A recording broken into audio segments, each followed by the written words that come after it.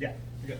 Okay, what's this fight week been like for you, right? Like this is, I feel like you're almost getting more attention now than you did when you fought for the title. I mean, what's this like? A lot of work, brother. My schedule is 9 a.m. today all the way to 5, so got a lot of things to do. Busy, but I'm not a complainer, so it's okay for me. I think we got a lot of eyes on this fight. This guy is very tough, but we're gonna test, right? We're gonna see if that guy is real or not. And I'm here. I'm the guy to test this guy, to stop the hype train. So I like it. You know, I'm here in this position. I asked to be here, and I wanna fight the best guys. If he's the one that does, if he's that beast, that's the guy that I wanna fight. Yeah. I mean, you've been around this game for a long time at this point. You've seen people come into the sport, get hyped. But I mean, what do you make of this? Because it feels like people are just ready to write you off and be like, you're just the next victim. You know, I mean, is that bizarre to you, or do you take offense to that? I don't mind. I like to be the underdog. I beat the underdog in what, my last maybe 5-6 fights. So, to be honest, it doesn't matter, like, right? It doesn't matter what people think about you. It matters what you think about you. So I don't mind. So I know me. I'm not coming me off, brother. I'm coming and I'm gonna beat this guy. And Saturday after fight, I'll be here talking to you guys. But it doesn't matter. It matters what I think, what my team thinks, what my family thinks. They all believe in me. They all support me. So that's the ones that count. You know, not offense to you guys, the media, the fans.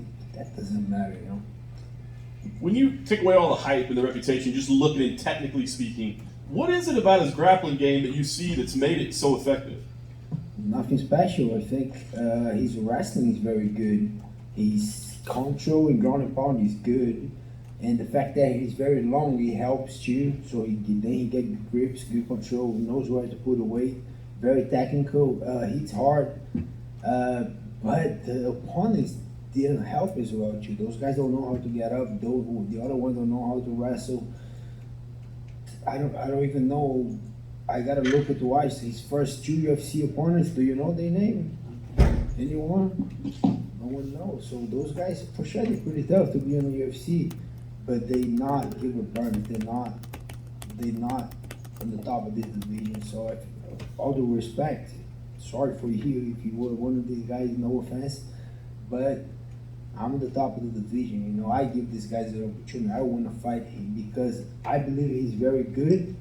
I don't see a monster. You know, I see a human being, confident, a little bit cocky, undefeated, thinking he's invincible, untouchable. But we shall see. We shall see Saturday.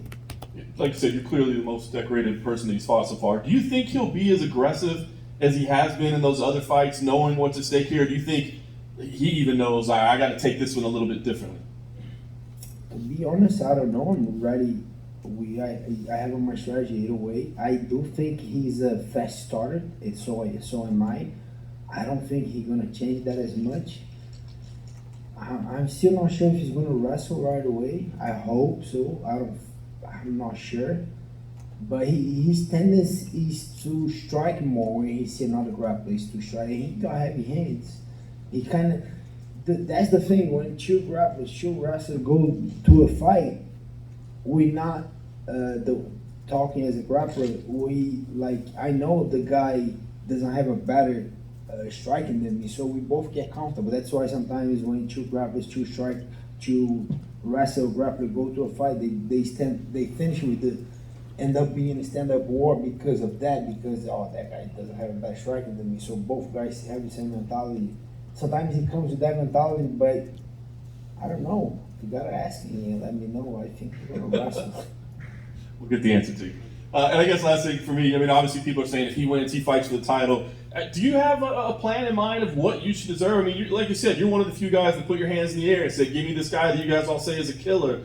Do you know what that should just, earn you or what you should deserve after this? I don't know. We'll see. I think everything depends about the performance. If I go out there and get a finish, I believe I earn it. Bro, no sad stories. If I don't, I'll fight another guy. I'm not thinking too much ahead. Okay, because the scenario is so big. Kamaru gonna fight Leon. I think he's gonna win, but he might lose. Vicente's fighting Bilal. I do believe Vicente's gonna win.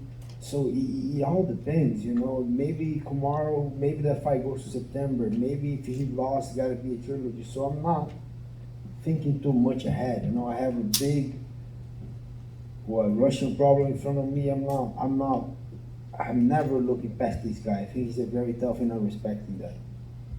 Gilbert over here. Do you feel a chip on your shoulder heading into this fight because of how people are seemingly viewing this one? The betting lines, obviously the fans are going one way. You're flying under the radar here, but do you feel like you're fighting with a chip on your shoulder, or is this just any other fight for you?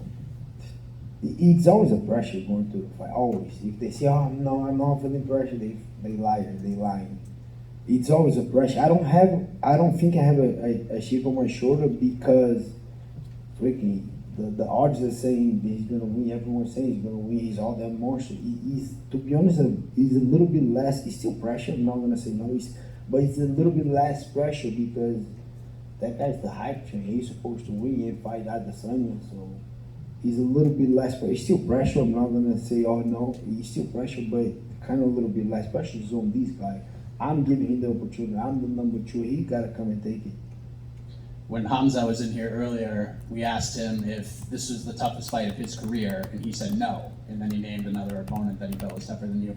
Where does he rank on paper in terms of toughest matchups to prepare for? Because you fought the current champion, a guy many consider to be the best pound-for-pound fighter on the planet right now. You fought former title challengers. You fought former champions on the way up here.